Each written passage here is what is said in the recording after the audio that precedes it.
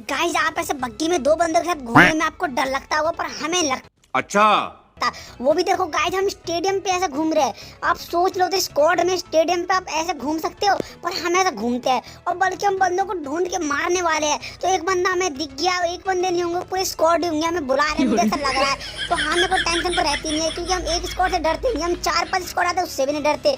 मस्त जोक मारा रे, ये हंस रहे हम इतने प्रो है। देखो गाइस यहाँ एक बंदा तो हमें दिख रहा है, पर जो बाकी सब बंदे वो वहीं पे लेटे होंगे ऊपर, हमको पूरा लग रहा है गारंटी से, क्योंकि कैंपर बहुत सारे होते हैं। हमको ये बड़ी अच्छी बात कही आप।